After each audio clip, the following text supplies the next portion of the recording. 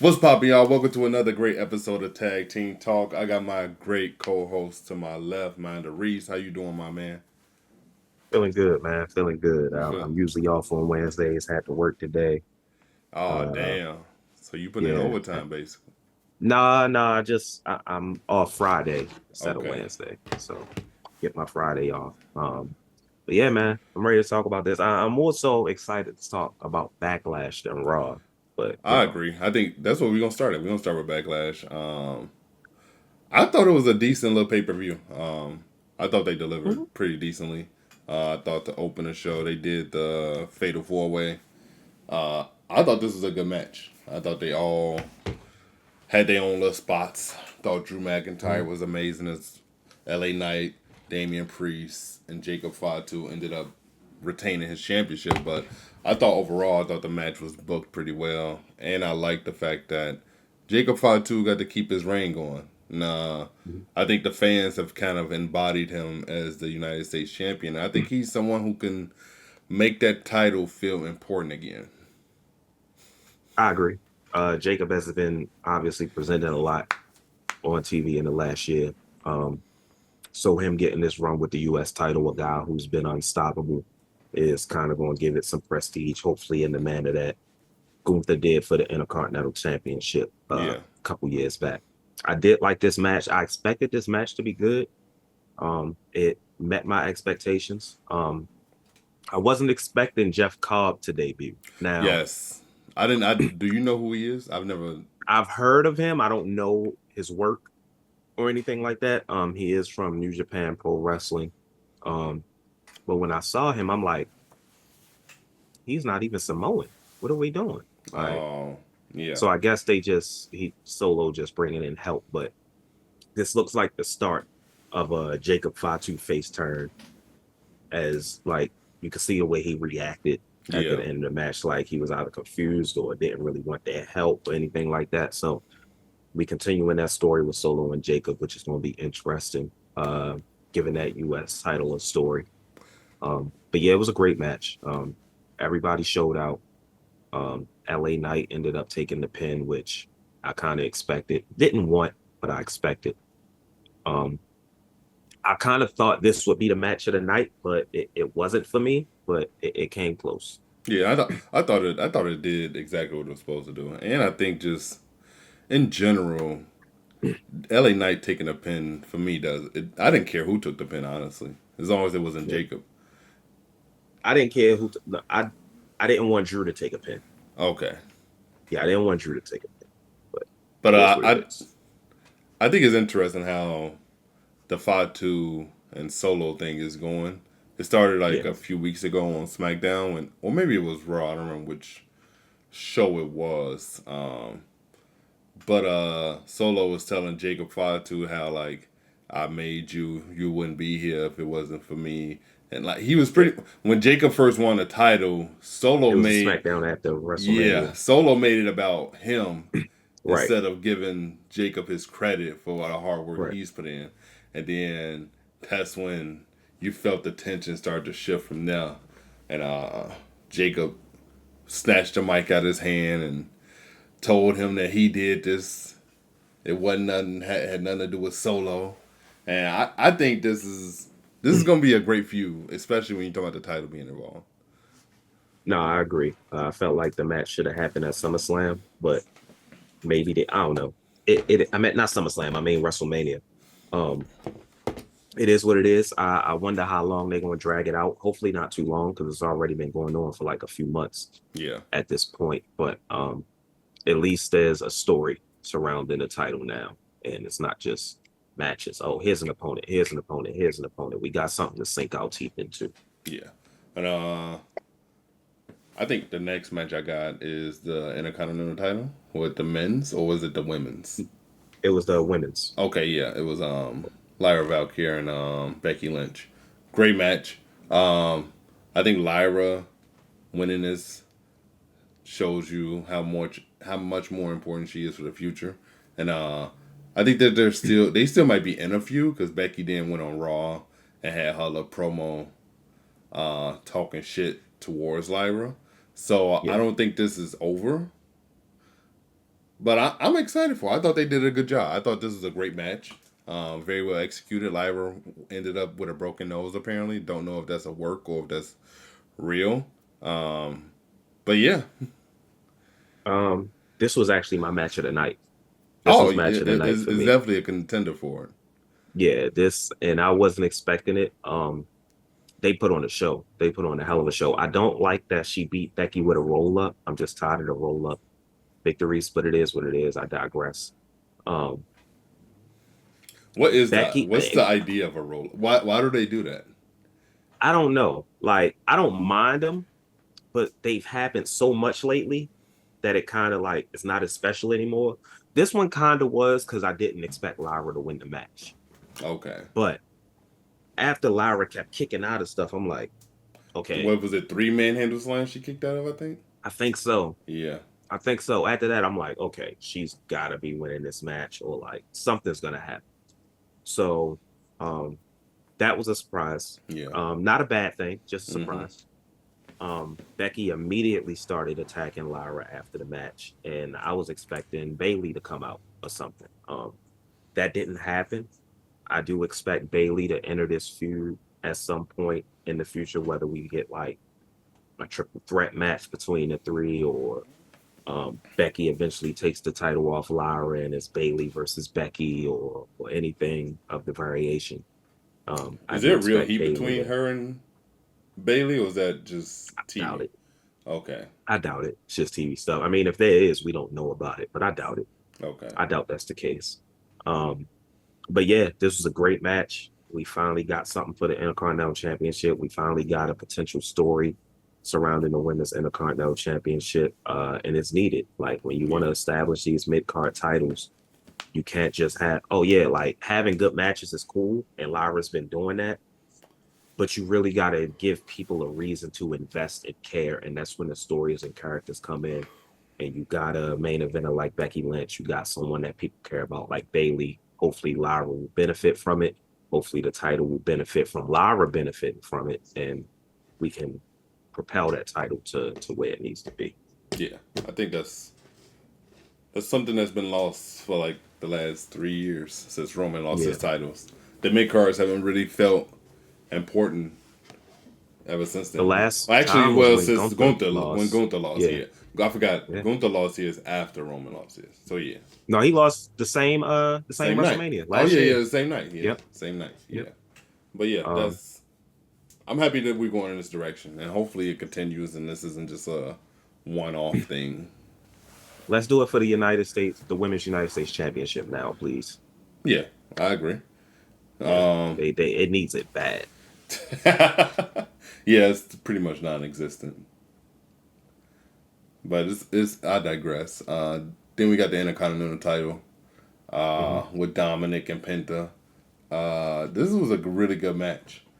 Dominic Dominic has evolved as a wrestler, as an in-ring competitor, and Hey man, he's starting to put some shit together. When he Let me dove say out the something. ring and hit that DDT, that I was DDT. like, I was like, that's not something he would have did a few years ago. But I think now, like, he's incorporating moves that he used to do when he wrestled with Rey as a tag team. Yeah, So maybe it's like, all right, they cheering me. Let me do some moves where it's like, I'm champion now. I really got to go out here, put on a show. They cheer me. Let me do some high flying moves. Maybe that's it. But he's definitely improved. Like, definitely improved. it's kind of This match crazy was to see cool. like a heel get cheered. He's been booed. It happens. He's been booed for so long. It's so weird to see this natural switch to where like he's being cheered as a baby face, but his character is still a heel. I think it's so crazy because of how much he used to get booed. Like no Yeah. one got booed as much as Dominic at one point. Like he could barely talk on the microphone. So it's like, and now he's getting cheered in every arena. It's crazy. I can't even pinpoint when it started, but It happened it started when he won the title. was it at was that Yeah, was that was at WrestleMania the first night? Yeah, that was the first night that I can remember him being cheered that graciously. That loudly, Yeah. Because then he ran back to the ring. He had his and he was supposed to leave, and then he wanted to have his little moment still in the ring. Yeah. Yeah. This that match was was cool though. yeah, It no, was it like I was. didn't expect much from it. It seemed like they trying to progress. It felt more about El Grande Americano and Penta than the Intercontinental Championship, but at least Dom got to show off some skills. Yeah, and he won. Yeah, So I'm not even tripping. Um, which I expected.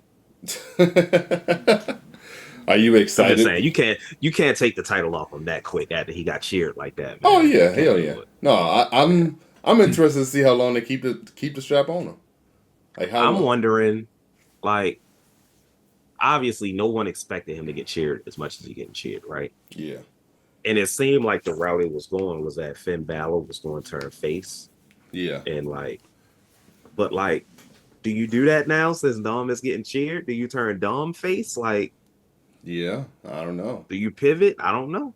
I don't know. I like the fact that he hit Oblivion in his match. He did. Yeah, he That was did hit actually, it in this and I match. think you usually just don't see that often. I Yeah, can't remember the last time I saw a man do a woman's signature as a way to pay homage. It's usually the other way around.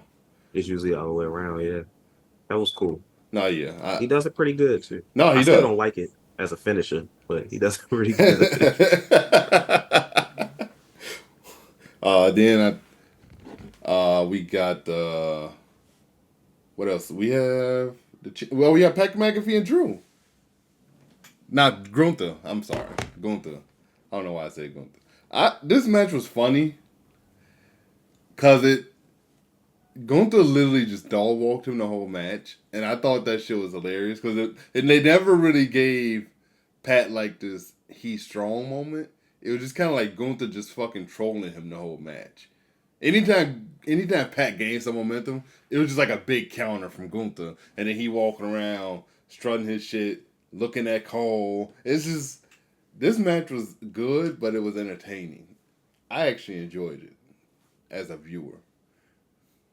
You don't seem like This you is agree.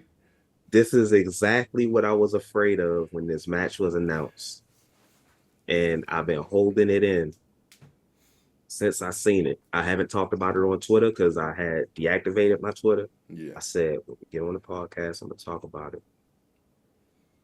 This match was made to showcase Pat McAfee, not Gunther. Like, what did Gunther get out of this match? uh, Nothing. nothing. But he still dominated the match. He should have. He should Yeah. have dominated more, actually. he Like, Pat McAfee coming out of this match, it's like, oh yeah, he stood up to Gunther, he held his own, and Gunther gave him respect at the end. For what? Why would Gunther give him respect? For what? Why? Like, I don't understand. I don't understand. He put him in the sleeper hole, and Pat McAfee able to hulk up and get up, and it's like, nah, go back down. It's like, first of all, he should have never got a 2 count on Gunther. I'm sorry. Like, he should have never got a 2 count, But bro. the 2 count he got wasn't it when Cole grabbed his leg? I think he got 2 different 2 counts. Oh, okay. I think he got 2 different ones. If That, if the Cole one was the only one, I'll let it pass. But matter of fact, he should have beat Michael Cole last 2. he tried to powerbomb his ass. He He should have. tried. He I will tried. never forget when Brock Lesnar F5 Michael Cole and his shoe fell off, man. Oh my god. The shoe was just laying in the middle of the ring. But this match, like, it wasn't a bad match. Yeah. I'm gonna be objective. It wasn't a bad match. No, it wasn't. There were moments in it where I was entertained. I think that was the main draw to it. I don't but think it's it was like, supposed to have any crazy. I think it was just supposed to be entertaining. when you do a match like this, where your former world champion, who was just world champion not even a whole month ago, just lost the championship, clearly he's crashing out, and you're putting him in the ring with a commentator who isn't even a former wrestler. So would this have been better if it was Wade Barrett? If it was Wade Barrett, would you have understood it being as long as it was? If yes, not even long, because it was long because Gunther was toying with him, obviously. That's okay. Yeah. That's okay. But it's just the fact that coming out of it, it was done to give Pat McAfee a boost and not the champion, not the former champion, not the guy like if you're doing Pat McAfee, this should be like, oh yeah, Gunther is crashing out, spiraling out of control. He can't be stopped. He's hurting people. Like after the match, he should have beat Pat McAfee ass some more instead of giving him respect. Yeah. That don't make sense. If it was Wade Barrett, that would be understood a little bit more. He's a former wrestler. We know he retired. It's like, all right, I'm coming out of retirement for this to show I still got it. Why I could did go Wade toe to retire? toe with a guy. Is he hurt? Did he have an injury, or is he just done? I think he did have an injury, but not like a career-ending injury. It was just like injuries piling up, and he's like, I'm done. Oh, okay. Um, I liked Wade Barrett a lot. I liked Wade Barrett too. That would be more understood. But like, you're doing this for Pat McAfee, and now Gunther is like, oh yeah, I beat Pat McAfee. Now I'm going to challenge for the champ. Like, come on, man, what are we talking about? Hey, It just well, pissed me off hey, as a Gunther fan. in a month, that man gets his title. He gets his rematch. You're going to lose again. You think he gonna lose again on Raw? Absolutely. Because isn't that how far is it out of Money in the Bank? Is that The day after. That's the day after. The 2 days after. 2 days after Money in the Bank. And so you think he's gonna beat Jay's gonna win Money in the Bank, and then he's gonna win right after that? I don't think Jay is defending his title at Money in the Bank. You think it's gonna be Logan? Since they doing Monday, I think he's gonna defend his title against Logan at Saturday night's main event. Oh, but so you saying he's not gonna have a match at Money in the Bank? Yeah, he won't have a match. Oh, okay. If he does, it's not gonna be a title match. Maybe he's like tagging with somebody to take on Seth and Braun or something like that. I don't know. Hey, But I do have a problem with that shit. Why did what? the tag team match with not Cody, with CM Punk and Sammy versus Seth Rollins and Braun Breaker? Why did they tease that was going to be Roman and Punk the Monday night after WrestleMania, and for it to now just be Sami Zayn? Well, technically they didn't tease it on Raw because the whole thing with Punk and Roman took place off air. But they did kind of tease it because as Roman and Punk coming out, but like I told you, Roman wanted to take his PTO, and now we got to settle for Sami Zayn. They said Roman's not coming back till like June. So I'm thinking after Money in the Bank. Okay. I thought for sure since they got their ass beat, and wait, no, how did that play out again? They came out, I forgot but they ended up like looking at each other as if like we need to work together. It seemed like there was a connection between them two where they understood that they needed to work together to take down this new faction. That happened, but it didn't happen on TV. That wasn't on TV? That wasn't on TV. So how did I see it? You probably saw the clip on the internet. I could have swore that was okay. My bad. Because they was knocked out. Okay. Then they woke up. Yeah, they woke up, yeah. Okay, you're right. But even still, I think you could have put the Seth and Braun versus Sammy and Punk tag match on this show. But I guess they holding it off. Like, I don't know how long they plan on stretching this out for. Yeah. But I'm still interested. No, yeah, I'm interested too. I think I'm going to be interested in anything Punk and Seth are involved in. I agree, yeah. I feel like they're going to probably be connected for like this next year. They are wrestling soulmates at this point. Yeah, and I love the fact that they try to play off that they don't like each other. I think they are like best friends out off camera. Yeah. But well, I don't know about best friends, but I think they get along more than they let people on. Yeah, because I think there was like footage of Seth Rollins like peeking through the curtain once trying to watch Punk's match, and it was like, look at him, because like, isn't Punk like one of his idols? He was, yeah. So I don't know, he might still be, but yeah. So I think that's always intriguing to see stuff like that, because they could never go to dinner, but they have to like play it off as if they hate each other. Yeah, I don't think they hate each other. Yeah, but I think it's always fun to think they do. Yeah. Then the last match we got is obviously Cena and Orton put on the show. They put on another classic for us. This match was insane. Cena and Orton, I think they fit more than Cena and Cody.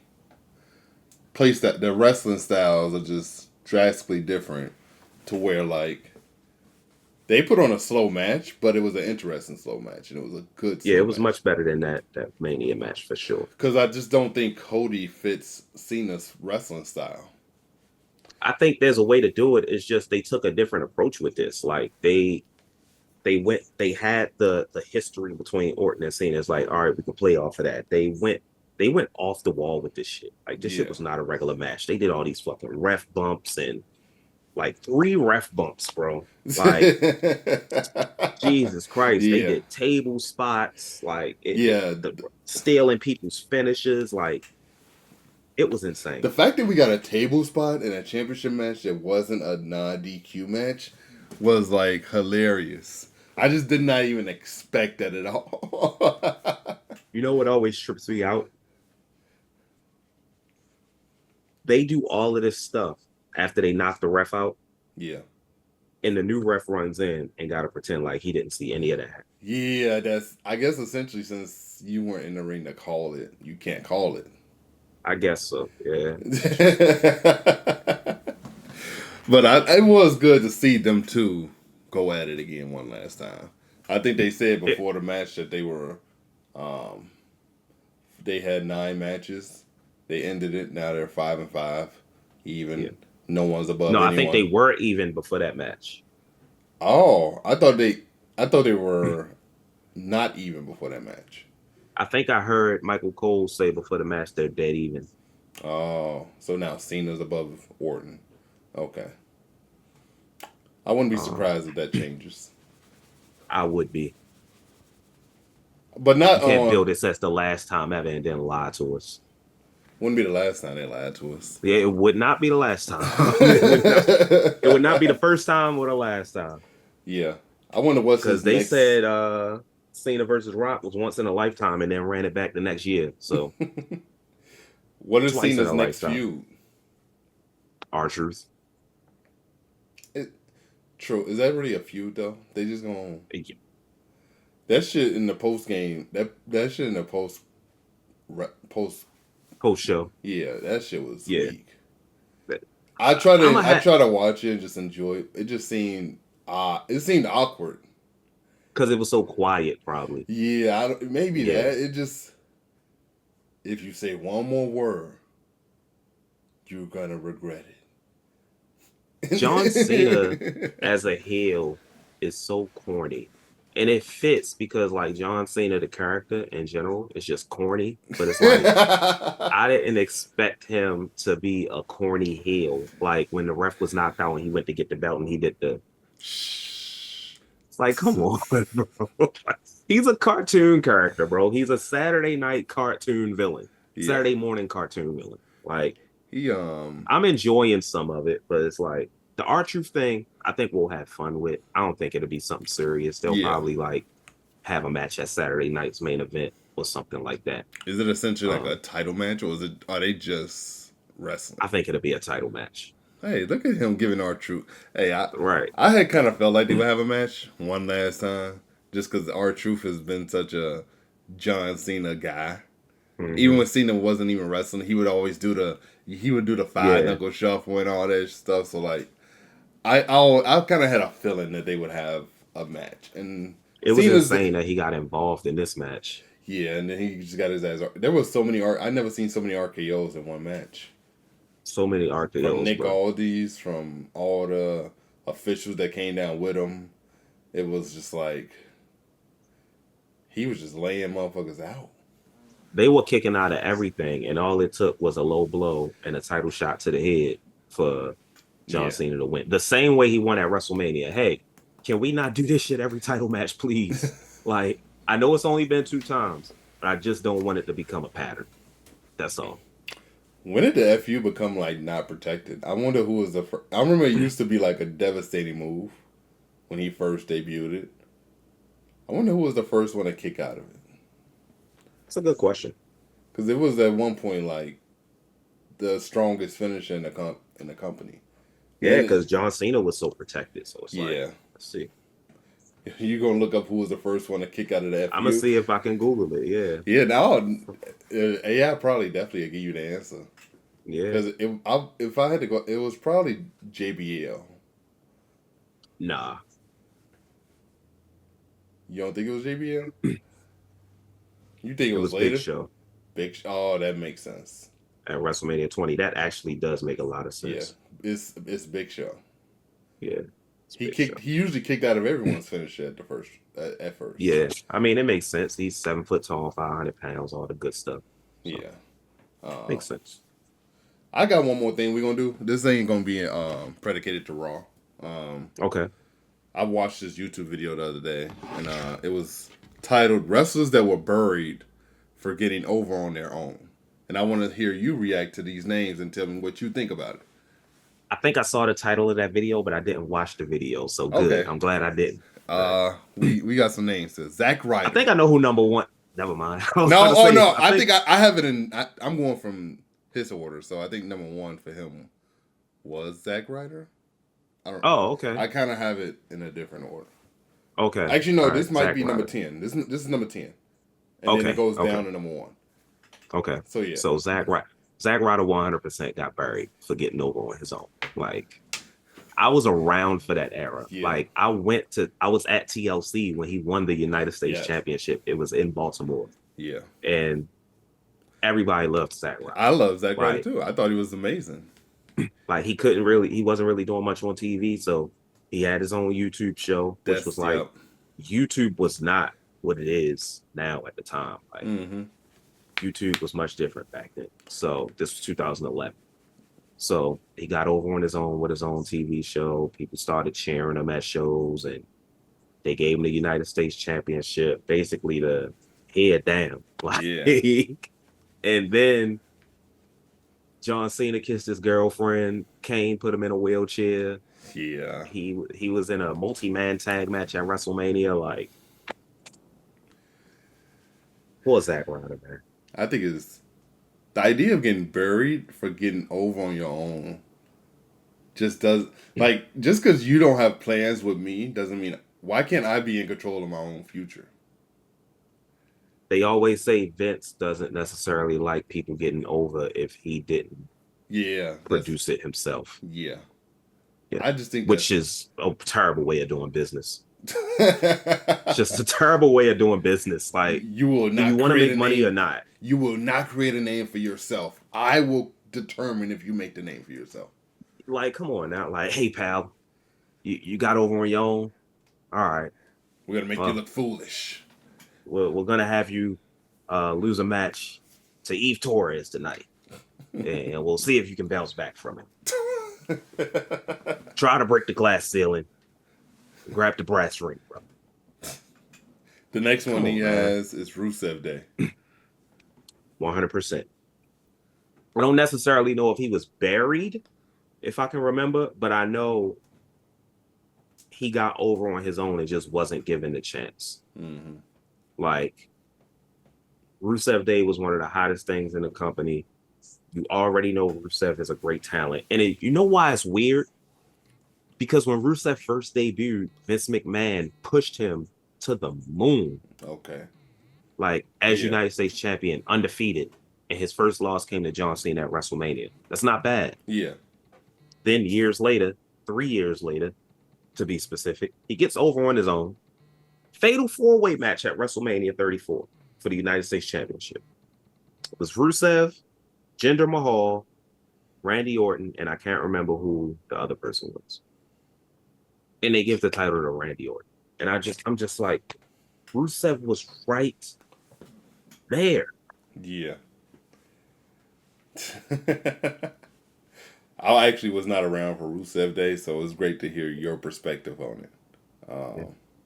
I think this is one of your guys, Taz. Taz was one of my guys more so on commentary because I didn't watch a lot of ECW. I didn't watch any ECW as a kid. And when he came to WWE, he debuted in 2000 at the Royal Rumble. Kurt Angle was undefeated. Mm-hmm. Undefeated. Taz came in, quick match, squashed him, made him tap out. Never did anything after that. Nothing. Yeah. Like Apparently I he got think really it's over right before he got to WWE. he And was then, huge. yeah. And then, Apparently Vince said he was too small or didn't realize he was that small. I don't know, yeah, man. Vince Like, had this thing with body types. So if you ain't fit his body type, he kind of yeah, just, he a freaky dude, um, as we know. yes. Yeah. Baron Corbin. Uh, I don't. That's a different case. Because Baron Corbin was and is my guy too. He's one of my guys. Um, the issue with Baron Corbin was I don't think you were watching around this time either. I think it was 2017. Um, Baron Corbin was a babyface in NXT, turned into a heel, was doing good work. Came up to the main roster and won Money in the Bank. Mm-hmm. Tried to cash in on Jinder Mahal, or was it AJ's? It was Jinder Mahal. And John Cena to cost him the match, and he lost. Damn. Then he went into a feud with John Cena Mm-hmm. that he lost. Like had a match at SummerSlam, lost, and then it's just like okay, from there it was downhill. Then he started doing the corny shit where he worked for the authority, and then he was doing the shit where he was broke, and Yeah. then he got money. It was downhill from there. Like I don't know if he got over on his own necessarily, but they did bury him. Yeah. Cesaro. 100%. I'm not gonna lie though. Looking at AEW, Vince was right about him. But because I'm sorry, he's boring, bro. He's boring. Like he's great in the ring, but he's not a world champion. I'm sorry. Like at the time, we all love Cesaro. He was popular. If they would have like just stuck the mid card title on him and let him run with it, that would have been great. Mm-hmm. World title in hindsight, thank God, because he would have been like another Jack Swagger, probably, but Oh, better. Like, damn. and I know that's your guy, but Jack Swagger as champion sucked. I'm Jack sorry. Swagger couldn't get over for that. Vince tried to push him to the moon. And they were in a tag team together, but right before when Cesaro got over. I didn't even put that together. Yeah, the real Americans. That's actually crazy how much they tried to push Jack Swagger. And it just, They the crowd just was not behind it. they wanted that next Kurt Angle, and it just was not him. Yeah. But, Nah, yeah, they got Chad Gable now. and they won't even give him a chance. So Next one we got is Christian. Apparently Vince had a big problem with Christian. That's why his title reigns were never that long. And when he did get a chance, he kind of lost them within the next I few. know what Vince's problem with Christian was. Did It they was his say it in the physique. video? He said it was his physique. And, He didn't like his face either. wow. Okay. He thought he was ugly. Damn. There was post Vince had suggested a gimmick for Christian where he would come out and they would put a dot on his face because Vince thought he was ugly. Damn. I did not know that. That's how crazy Vince was. Damn. And Christian was like beloved. Beloved. Like, let me tell you something. The era where SmackDown was pre-taped, Yeah. when Christian won the World Heavyweight Championship at Extreme Rules, everybody was excited. We wanted this for him because, like, we saw him go to TNA and be a main eventer. We know he can do it. Yeah. Comes back, 2011, Edge retires, the title's vacant. Cool. Alberto Del Rio versus Christian. Christian wins the championship.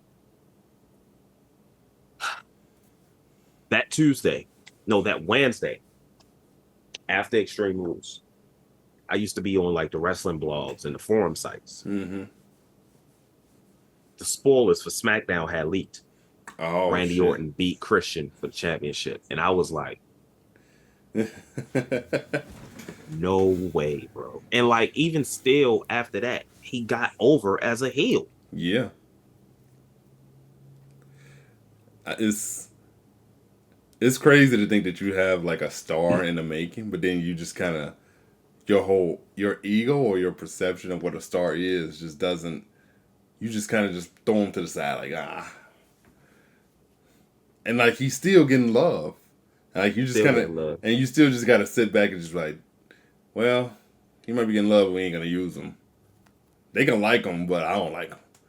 They should have just let him do his thing, man. I just don't see how you a businessman who's about your money, but like you have a money maker here, but you decide that I don't want it.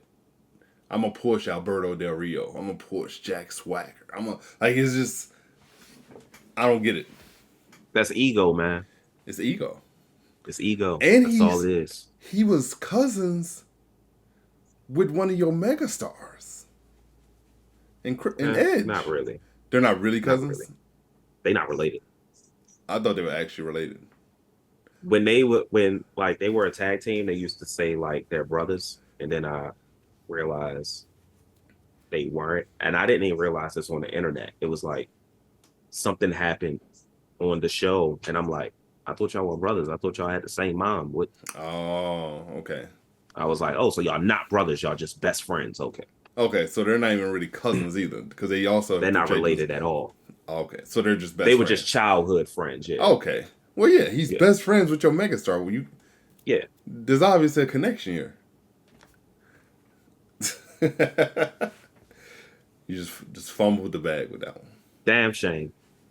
This one is funny because it's just like hindsight is so different. As Cody Rhodes, how he started to get over. But then they gave him the Stardust role, and it kind of just hurt his image and his career. And then he ends up leaving, going to AEW, and rebranding himself as the American Nightmare. And now he comes back, and he's essentially the face of the WWE. Literally, and that's so insane to me. Like, if you would have asked me 10 years ago in 2015, if you would have told me 10 years ago in 2015, somebody came from the future and said, yo, in 2025, the two biggest stars in WWE is Cody Rhodes and Jey Uso. No way I would have believed you, bro. No way, bro. No way. No way. But this is where we at. Yeah, Cody got over on his own. The Stardust thing was just so bad, man. And Cody being a professional, he did what he possibly could with it, but he wasn't over that much, but he wasn't a joke. Yeah. Stardust was a joke. Yeah. He had that. They said that they was talking about it in the video. They was like he had that feud with Roman Seth. What was it? What was the name of their faction? The Shield. Yeah, he had the feud. Yeah. He had the feud with the Shield. That pretty much put him over. And then one of my favorite matches of all time. And then after that, they kind of turned him into Stardust. That's such a weird and that shit don't even make sense. It's stupid. Do it's you like think a lot of shit Vince did. Do you think that was intentional to try to bury him, or was this just? Oh, okay. I think it was intentional for sure. Actually, it was intentional. I don't know if it was intentional to try to bury him, but I swear these stupid ideas, Vince actually thought they were good. Like this is not a joke. This is not like we looking at it like, man, he trying to bury him. No, Vince thought this shit was a great idea. Vince probably saw that shit and had a belly laugh, like, oh my God, look at this, pal. It's great. You're Stardust. Get it? Like Goldust, because you're his brother. Yeah. I feel like you had to have when he was in charge, I feel like you had to be a certain level to try to go against what he was saying. And if you tried to go against it, I felt like essentially that was probably like the kiss of death. Mm-hmm. So, unfortunately, guys just kind of had to go with it. Only people that probably had to really say was John Cena, Orton, Taker. It's probably fucking it at that time. Well, I heard a story. One of the War Raiders did an interview recently, and he talked about like when they first debuted on the main roster, Vince gave them the name the Viking Experience. Terrible name. When they debuted and we saw that shit, everybody hated it. They found out the day they were debuting that their name was changing. It used to be the War Raiders. Mm-hmm. So they went into Vince's office. For some reason, Vince really wanted them to be Vikings. I don't know why. Vince wanted them to be Vikings. And they said, we don't want the Viking experience. That sounds like a Disney ride. So they went to the office and said, you know what? Can we just do Viking Raiders? Can we merge the two? And he said, go out there tonight, be the Viking experience. We'll see what the reaction is like. And if it's bad, we'll go with the Viking Raiders. Eventually they went with the Viking Raiders. Now they're the War Raiders again. But that just goes to show he thought Viking experience as a name for a fucking tag team was a good idea. I don't even understand why you would put the word experience attached to a wrestling tag team. It It seems sounds like a ride or it like does. a Viking escort service or something like It sounds temporary. It doesn't even sound like something that's meant to be there. An experience is something that Jesus. you literally experience it and then it's over. Like it's over. Like It's quick. It's like it happens, then it's over. yeah. So like their name doesn't. It can't be taken seriously because it sounds like something that you're just gonna get for a little bit and then it's over. You can never really fully attach yourself to an experience because it's a fucking experience. So Vince McMahon, ladies and gentlemen. I can understand their frustration completely. So that shit would piss me off too. If I had a unique name, I was like, I love this, and I just Thank can't do God it. he's gone now. Thank God, yeah. This one was funny because some of it's self sabotage, but Rob Van Dam. Oh yeah, 100% self-sabotage. I'm sorry. I don't feel sorry for him. Like I don't feel sorry for him. Like you won the WWE championship, you got caught with weed, brother. That's on you. Yeah, That's on you. I'm sorry. and but it was also just like even before that, I think they were saying that like it was kind of hard for him to get there. But then when he eventually got there, he got his moment, and then it turned into self sabotage. Yeah, And 100%. he beat John Cena at One Night Stand, John Cena at the and Hammerstein Ballroom. he had both belts. Both double belted. Yeah, I remember that. and he had to just fuck it up. Fucked it up. But I was so confused as a kid because I'm like, damn, why he lose the title so quick? But yeah, it's so weird that weed back then was such a career ending thing. Now not even everybody, career, and it's just like it was so outlawed. yeah, Like and it's just not now that big of a deal. they all. I'm pretty sure most of them probably actively smoke weed. Yeah. Like Matt Riddle's whole gimmick was that he was a fucking pothead.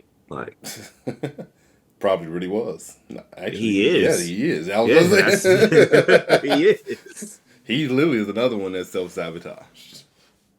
His was worse. Yeah. His was way worse. Yeah. Don't feel sorry for him either. Nah, I still remember that one promo with him and Seth Rollins. That shit was That crazy. yeah, that was dope. That was legendary. I'll never forget that. He what did Seth say? He said, I'm a lead." He said something about your wife and kids or some shit like that. What did He said, what did he say? it had to do with his He wife and said, kids? he said, because in the interview, Matt Riddle brought up Becky, and he was like, "Hey Riddle, you still there?" He was like, "Want to talk about family? Let's talk about yours." Oh wait, you don't have one because they left your bitch ass. He said, "Because they left your bitch ass, they don't want you no more."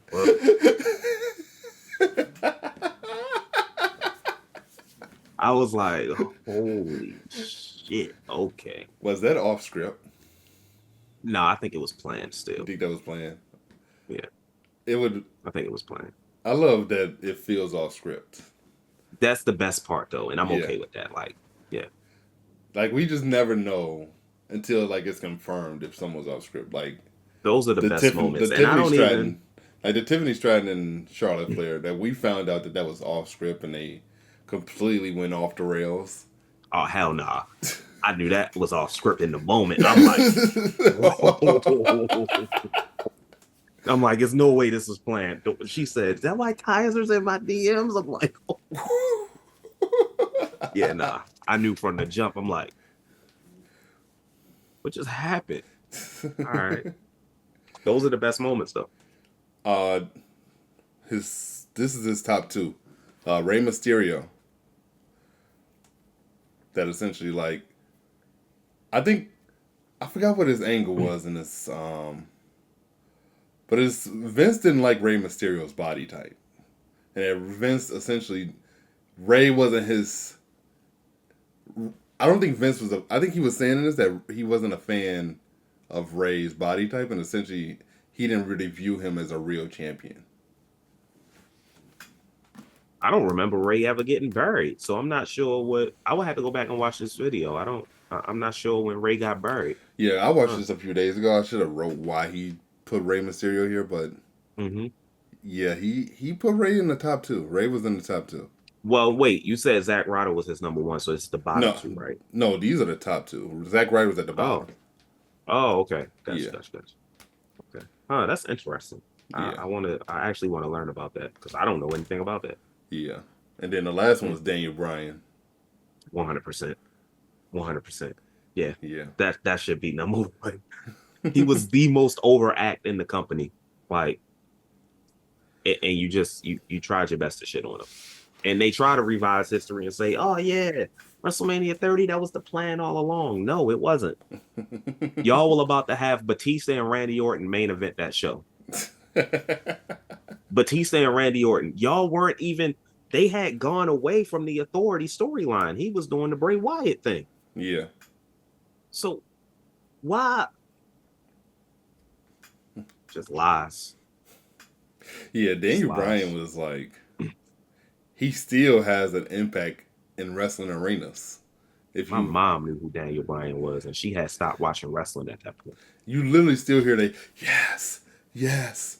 Like even he's not even there, and the crowd still chants it. Not even just in wrestling arenas; it was in baseballs.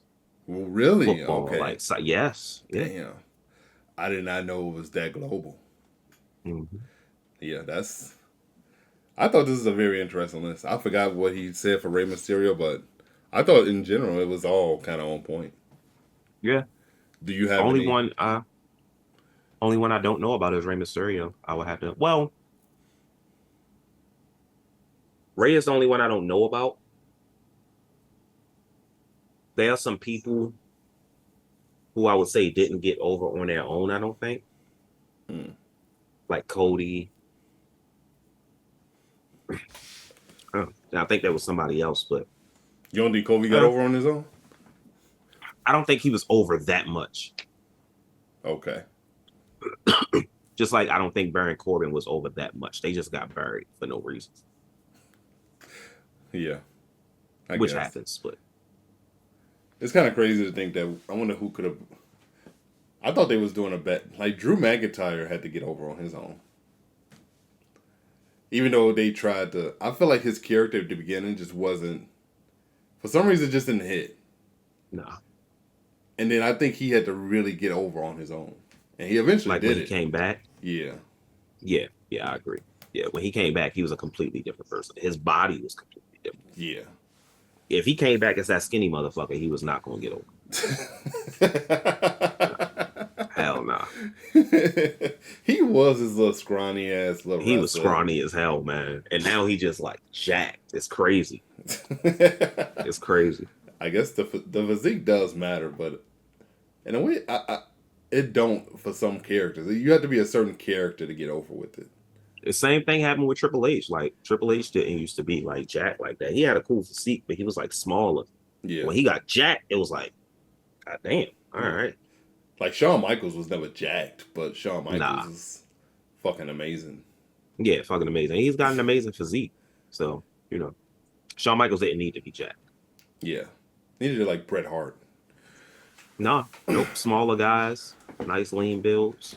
But just amazing in the ring. It just kind of they can wrestle with anyone. Anybody. Yeah, and it's so weird to say that like they might have not been jacked, but like they could go toe to toe with anyone in the ring.